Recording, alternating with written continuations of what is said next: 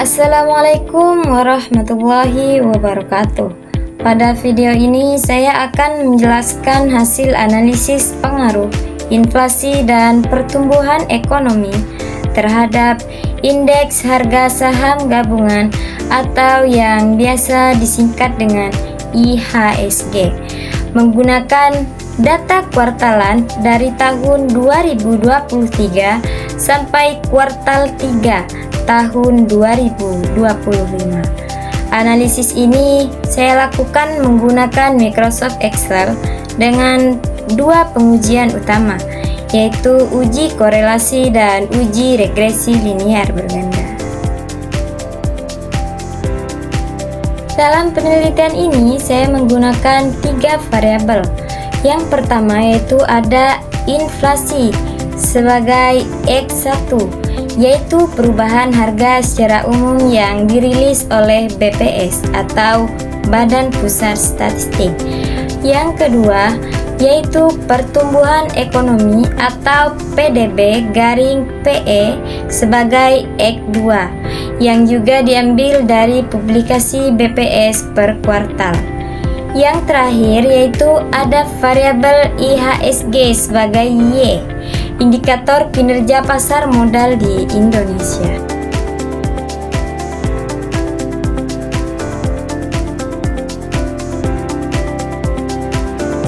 Di sini saya memilih inflasi dan pertumbuhan ekonomi karena dua variabel ini merupakan indikator makroekonomi yang paling sering mempengaruhi pergerakan pasar saham.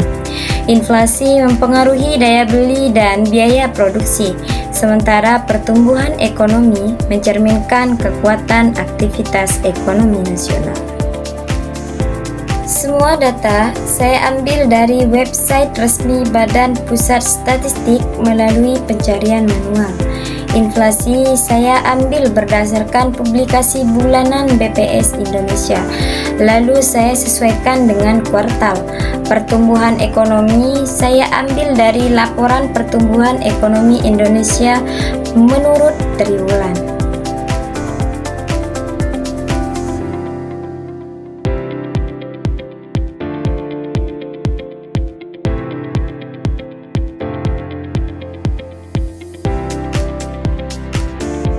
Selanjutnya, saya melakukan uji korelasi untuk melihat hubungan antara variabel X1 dan X2 terhadap IHSG. Hasilnya menunjukkan bahwa hubungan inflasi terhadap IHSG bernilai negatif dan lemah. Begitu juga hubungan pertumbuhan ekonomi terhadap IHSG yang nilainya positif tetapi juga lemah. Ini berarti secara hubungan sederhana kedua variabel tidak menunjukkan korelasi kuat terhadap IHSG.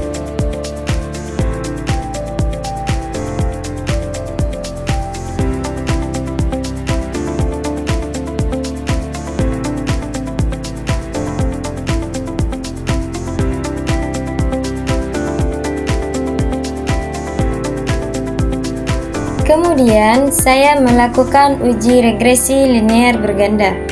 Regresi ini digunakan untuk mengetahui apakah inflasi dan pertumbuhan ekonomi secara bersama-sama berpengaruh terhadap IHSG. Dari hasil regresi, nilai R-square yang diperoleh sekitar 0,01 atau 1%.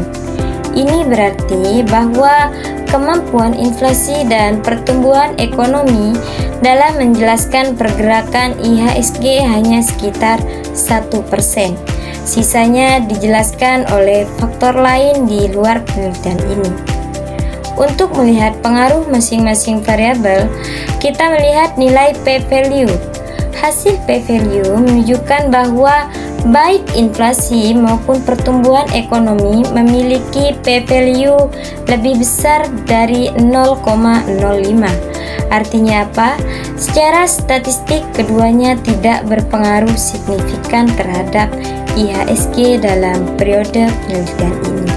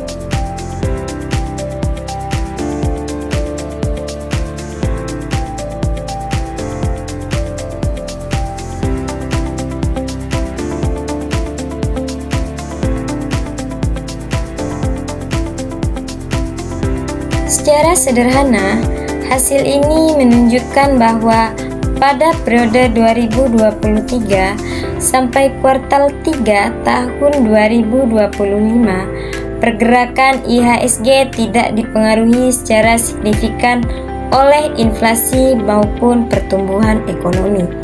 IHSG pada periode ini lebih banyak dipengaruhi oleh variabel lain seperti kebijakan suku bunga, sentimen pasar global, kondisi geopolitik, dan faktor non-ekonomi seperti politik nasional.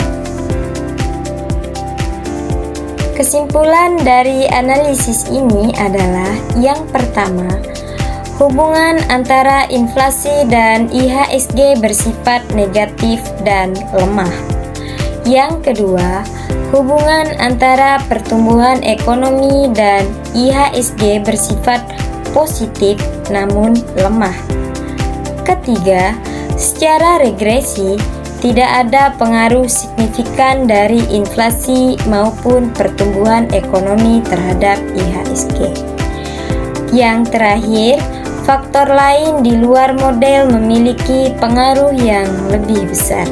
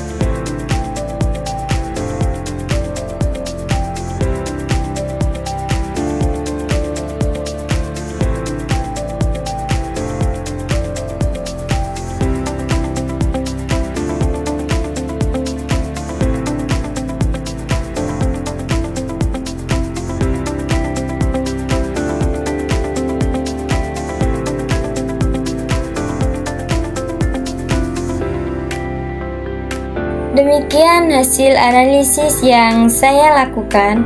Video ini bertujuan untuk memenuhi tugas analisis data menggunakan Excel. Semoga penjelasan ini bermanfaat dan mudah dipahami. Terima kasih. Wassalamualaikum warahmatullahi wabarakatuh.